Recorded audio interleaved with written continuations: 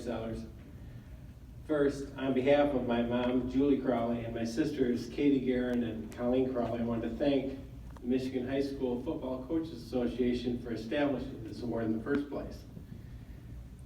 And in particular, we as a family want to thank Larry Sellers for the efforts he has made for maintaining the significance of this award in this organization over the last 40 years. I remember as a kid back in the early 70s, my dad was instrumental in creation of this organization.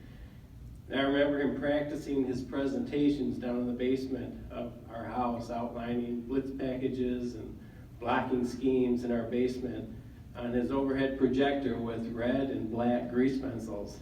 Of course, that was long before anyone had ever heard the term PowerPoint.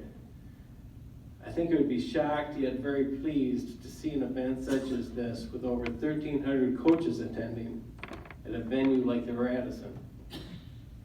This clinic is a credit to all of you for your commitment and dedication to your profession. My dad truly valued the privilege of coaching his young men. He cherished the leadership role it afforded him in his community and throughout Michigan.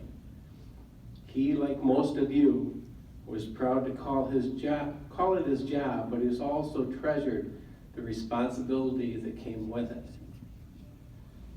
Growing up in Jim Crowley's house, I was exposed to good, strong, high-character men who happened to be coaches.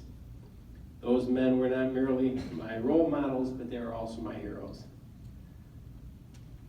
To this day, each time I find hard times, need advice, pep talk, or kick in the tail, I still call and seek a coach's counsel. More often than not, over the years, that counsel has come from one particular coach.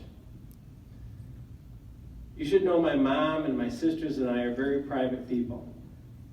I respect the fact that past Jim Crowley awardees have been true legends in their own communities, whose impacts were not measured in mere wins and losses.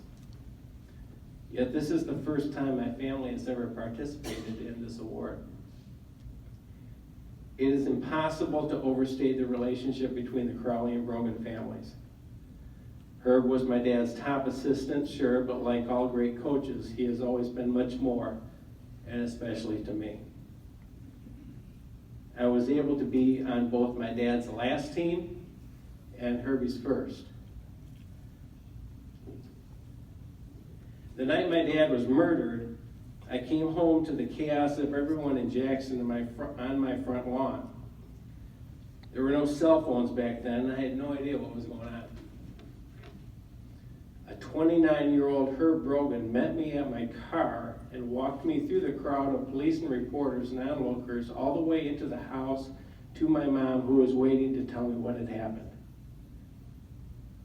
If you jump on site for such things, you'll find that Herbie has a decently enviable record.